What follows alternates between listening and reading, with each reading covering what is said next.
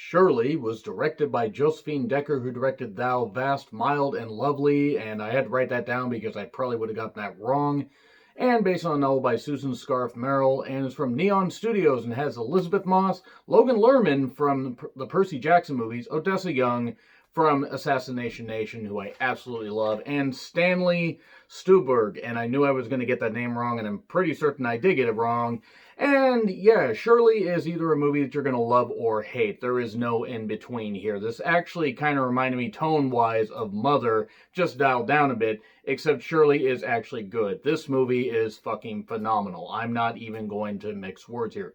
Fucking phenomenal. It is not for everybody. I can understand why people may not like this, but I absolutely loved it. Now, in the case of Elizabeth Moss, you have to separate the actress from the real-life person. She is a Scientologist, so naturally, you would think she would be a bit nuts. So, she plays a really good, nutty novelist named Shirley, the titular character. I'm sorry, the word titular is always funny to me. And her husband, Stanley, teaches at a college, and they take on a young couple, Rose and Fred, and Logan Lerman and Odessa Young, and they are here to help around the house because Shirley has some issues. She has some stuff that she deals with. She has a lot. She has maybe health issues, mental issues, that kind of stuff. She hasn't really left the house in a while. Stanley's worried about her. He's got to focus on his work. And Moss plays this up absolutely perfectly. We get a lot of weird stuff, like weird imagery and stuff like that. We get a possible bond being formed between Rose and Shirley, and a lot of really good stuff here. Shirley is very standoffish, and as time goes on, she forms a bond with the young people there in her house, but she's also very focused on her work and everything. She's simultaneously not motivated and also motivated to get her book done. She wants to prove she can still do this stuff, but she's not motivated to leave the house. It really is much more of a character study than anything else. Where the comparison to Mother came in, and obviously these two are, obviously way different movies, is the weird, obtuse tone about it, where you're not quite sure where the movie's going to go with it. You're kind of wondering, like, okay, is this going to end in total bloodshed? Is this going to end with everybody just going off into space? What exactly is the end game here? Shirley gets inspiration from this young couple to create a story, and also from a missing girl, a 17-year-old girl, and concocts this story about this girl that is young, innocent, and ends up being kidnapped, ends up disappearing. There's a lot of weird stuff with this movie. There are different interpretations people can come up with, but really what it comes down to is, are you going to enjoy Elizabeth Moss here? And she really is quite goddamn good. She was great in The Invisible Man. Even though I gave that movie a bit of a lower grade, I think that maybe I should have, it was still quite good. She has been good in a lot of movies, going on for the last few years. And Logan Lerman, he actually was a revelation here, because I know he's been in other stuff since the Percy Jackson movies, but it was really nice to see him here. He was just really, really good and doing some good shit here. And Odessa Young, I think, has an extremely bright future in Hollywood. She was great in this as well. So yeah, as things go on, we get, more weird stuff and everything. Is this stuff all dream sequence like, or what exactly is it? And you're not totally sure, even though the conclusion actually is much more obvious, and it does sort of wrap it up, so you get it. You get a lot of, weird stuff with the couples being all confused and everything, and, or not confused, but, confusing the audience. Like, are they really happy with each other, or is there a whole lot of, stuff underneath the surface where people maybe aren't, who they say they are, and those who say they're good people, maybe they're not. Maybe there's cheating going on. Maybe there's weird stuff. Maybe there's poisonous mushrooms going on. Who the fuck knows?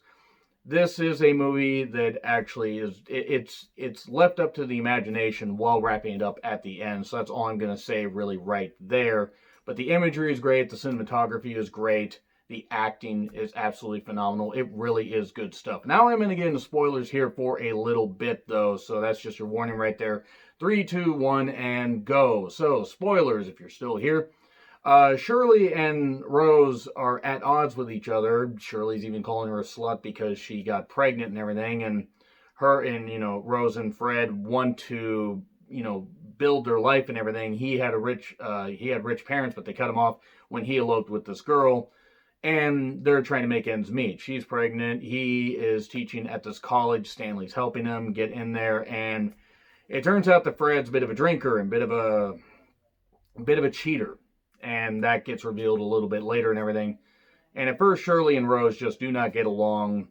Shirley does not see much in Rose, but then finds inspiration to do this story and everything. And they develop almost a sexual bond, but not quite. It's kind of it's kind of shown that like maybe it'll happen, maybe it won't happen, maybe it's all in both of their heads.